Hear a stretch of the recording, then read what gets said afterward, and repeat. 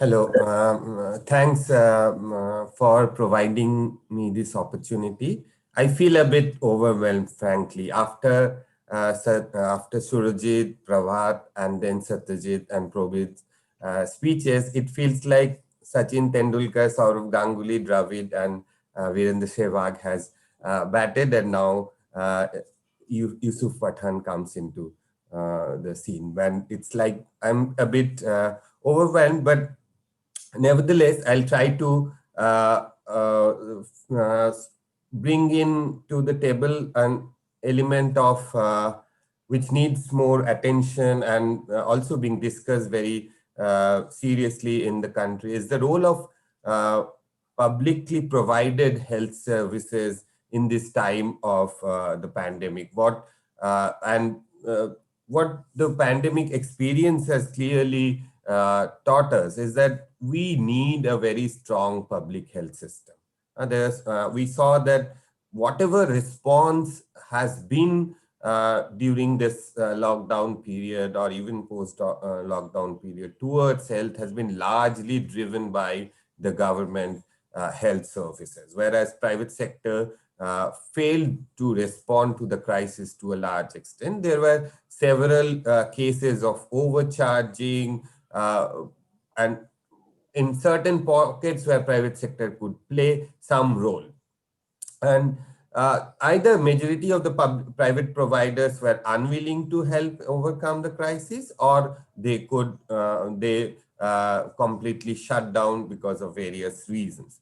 Now, when the lockdown was introduced, there was this emphatic call that we have the Prime Minister's Jan Arogya Yojana insurance scheme, publicly funded insurance scheme, and COVID package would be included into that scheme. And as a result, all our treatment worries will be solved. The public health system would need to respond to the preventive aspects of the pandemic. But we saw that that didn't take place. Rather, whatever response the public health system provided was in its own capacity, whatever it could do from its own capacity.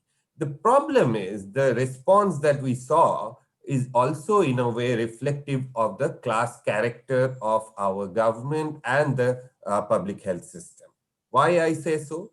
Because at this, when the lockdown was introduced in many districts and states where even there were very few cases or no cases at all, we saw that large part of routine government healthcare was virtually stopped. Maternal child health services suffered. Women couldn't deliver babies in public facilities. They were denied care. There are so many such cases. Hmm? Tuberculosis patients who needed critical medicines, cancer patients who needed critical medicines, they couldn't get access to the much needed services. Even HIV and AIDS patients had to fight a lot to get their due share. Lots of elderly people lost their lives because they couldn't get access to dialysis services. All of these point out that our primary healthcare system, the kind of comprehensive services that needed, which is a balance of preventive, curative services and various referrals and various kinds of care, a combination of all that, particularly in urban areas, lacked a lot.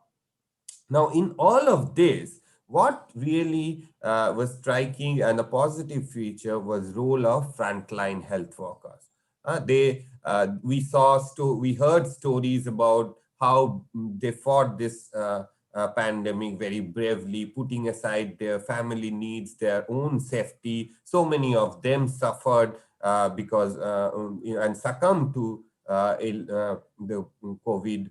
And also, there were cases of violence against the frontline workers. We have heard ASHA workers were victimized in this period. Comrade Sindhu coming next will be able to talk about these ground realities in a much more detailed manner. So I'll leave it.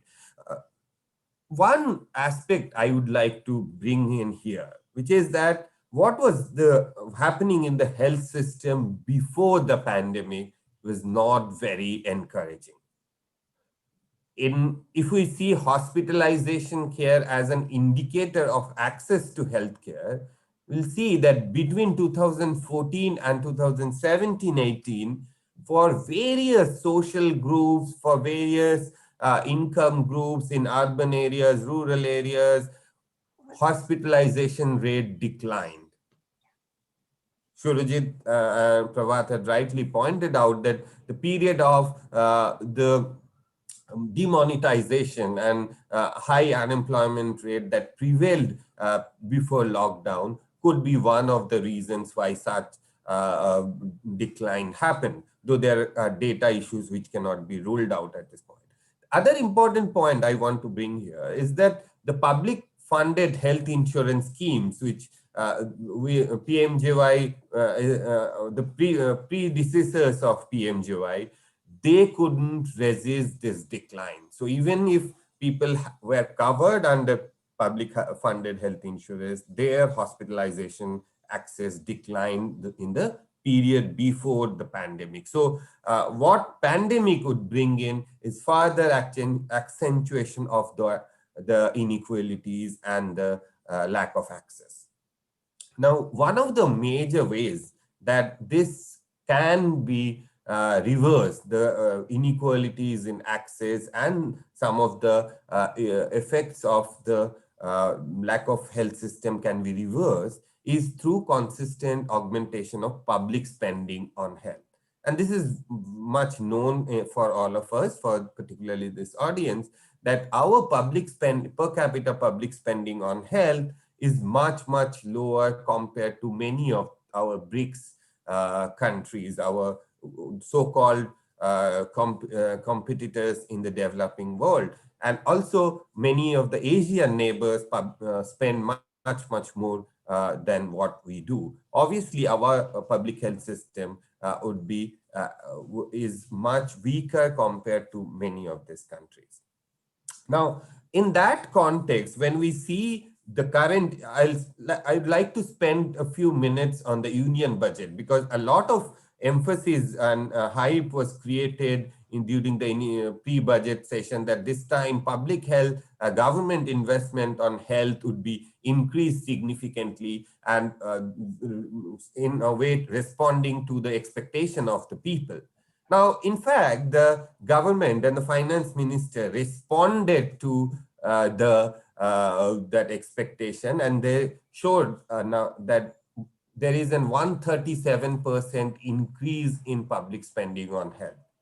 But like always, their pronouncement on health is also a jumla. If we look at these numbers a bit carefully, we'll see that, of course, much of this increase is because of the additional allocation for vaccination.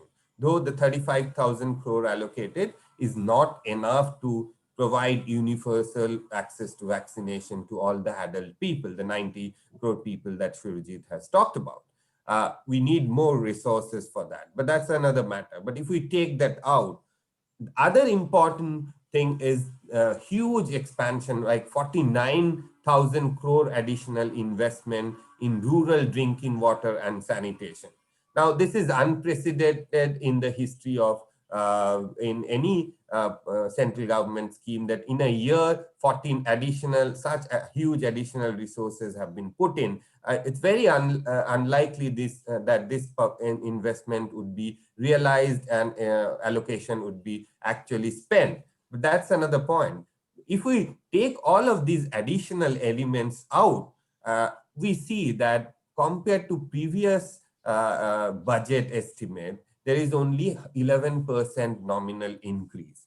And if we take out inflation, this means only a 6.7% increase in budget. What it means in comparative terms, I'm coming to later, but I would like to point out that the Parliamentary Standing Committee on Health had suggested that there should be 1.6 lakh crore allocated to health in the union budget, given that we are facing such an extraordinary situation. Frankly, the current spending on health, Ministry of Health, is less than half of what the standing committee had proposed. If we look at the trend in that allocation and expenditure on health, we'll see that over a long period of time, in real terms, public spending on health has not increased at all. And in fact, compared to previous years' revised estimate, this current estimate is actually a decline. Of course, there is a small 6% increase compared to previous year's budget estimate. So what government end up allocating in the interim during the lockdown period is not being not being supported this time. So in real terms, if we look at as a percentage of GDP, though it seems that this year there would be some increase in the central allocation as percentage of GDP, but we have to keep in mind that much of this is in the background of the declines in GDP that we have talked about earlier. So, in fact, our public spending, central government public spending on health as a percentage of GDP, which is roughly 1/3 of the total spending, remains at 0.33%. In fact, it has been cut down. Okay, one of the major other important scheme is the National Health Mission, which caters to some of the key concerns of maternal child health, the disease control programs, much of preventive primary care, and some level of secondary care is provided through a National Health Mission. But if we look at NHM expenditure and allocation over time in real allocations, we see that what was being spent or allocated in the year 2017-18 is not being supported till now. So in real terms, what you could have bought or done with the money that was available in 2017-18 is no more available. This clearly means that there are contractions of services that are going to happen. And this graph really demonstrates how over the year allocation towards NHM has been cut, particularly after this government came to power. Okay, I mentioned earlier that during the lockdown period, services related to maternal child health or some key other preventive primary healthcare interventions were virtually shut. And if we look at union government allocation to a state on some of these important elements, we'll say that till September 2020, many states like Rajasthan, UP, Jharkhand, Himachal Pradesh, Maharashtra didn't receive any money. So much of this not only is an indicator that there was definitely a push from the central government to stop all these routine services, and then they stopped the allocation to a state. This had debilitating impact on people's lives, mothers and children. Now, there exists a huge inequality in spending across states, and it is important that we at the states together spends at least 2.5% of GDP on health. And if we look at the gap in spending, many states need to, in per capita terms, in a very short period, need to more than double their current level of spending. And we if we go by central government's allocations towards health, we see that this is not going to get realized.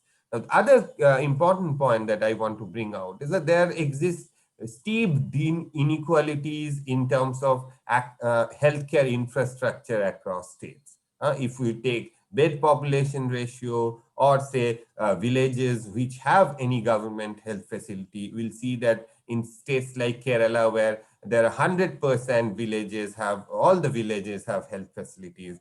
States like Uttarakhand, Jharkhand, Chhattisgarh, Bihar do not have 1/3 of their villages covered by a health facility. And we need huge investment to bring in health facilities in rural areas. And one key program that can build this is the creation of health and wellness center. But if the government announced this as one of the major flagship program under the Ayushman Bharat, But over the years, since the introduction, there is virtually any increase in allocation towards the health and wellness center. And if we there was this estimation that 1.5 lakh health and wellness center would be created under Ayushman Bharat by 2020. But at current level of spending, this can only support uh, or a fifth of what is the target. And it needs not a huge amount of money, but around 9,400 crores of additional investment on the part of the central government. And particularly in urban areas, there has been no allocation towards this critical component. Okay, I'll skip some of this. But let me repeat, the similar level of inequality exists in the availability of human resources, particularly skilled human resources for healthcare, the doctors, the nurses. There are significant inequalities, and we need strong public investment to fill all the vacancies of human resources. It's important to recognize here the rights of health workers and provide them fair wages, social security, decent work conditions. A lot of the preventive care that has been provided during this pandemic has been taken up by ASHAs, they're called the accredited social health activists, or the field workers contracted under the National Health Mission. In a recent interview with health workers at Kolkata, I found that the frontline workers, the field workers, get around 144 rupees a day under a central government, much less than the stipulated minimum wage.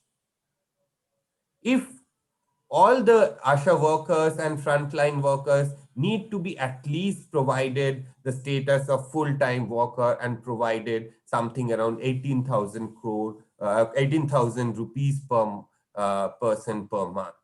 It doesn't need a lot of money, but around 25,000 crores. In this period, we have also seen over the last few years, we have seen that the central government has systematically dismantled capacity of manufacturing medicines and equipments within public systems. Several PSU pharmaceutical companies have been either divested or put under strategic sale. This needs to be challenged, and we need reinvestment in these PSUs. Because in this period, we saw huge crisis of ARV drugs. Compulsory licensing and production through public facilities could have actually catered to these emergencies at this point. Okay. Now, we see that over the years, much of the research has been handed over to consultancy firms and corporate entities. Public spending on health research, the Department of Health Research, in this budget has been actually cut by 34% compared to previous revised estimate. This is roughly 3 to 3.5% of total Ministry of Health budget. We need to augment this resources significantly. So money spent on, say, disease surveillance program or zoonotic diseases are not even spent within this small budget. So definitely this push for privatization of research needs to be stopped at any cost. Okay, now the other crucial thing is to strengthen the disease surveillance system, which we have seen that the weakness of a strong disease surveillance program, the way the pandemic has spread and the way we have failed to identify the hotspots, take care of local level public health measures using the IDSP data, the disease surveillance program data, points to various lacunae in this element. And we need a huge public investment in this field. But unfortunately, neither the budget responds to this adequately. In fact, during the lockdown, one of the first things the government did is to stop the reporting of IDSP, and it has led to decline in the state's ability to respond to some of this crisis. I'll quickly bring in few other dimensions and close my observation. One of the key element is lack of primary care in urban areas, and we saw that people had suffered a lot in this period of the lockdown. Some of the basic services in the urban areas were not available. And the low levels of allocation under a national health mission is a major pointer that we need to address significantly and reverse this trend. The last point that I want to bring in, that as I said earlier, that this pandemic has clearly demonstrated that the private sector has not been able to respond to this crisis. There are various reasons. The current mix of service provisioning and the service ethos that the private sector has and inculcates for, and which has been deliberately propagated over the years, clearly points out that their ability to respond to public emergencies would always remain limited.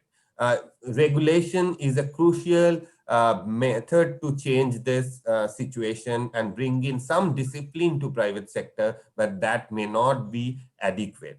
We need a robust, viable, well-functioning public system to be able to counter or bring public private sector into better regulation and more publicly oriented practice.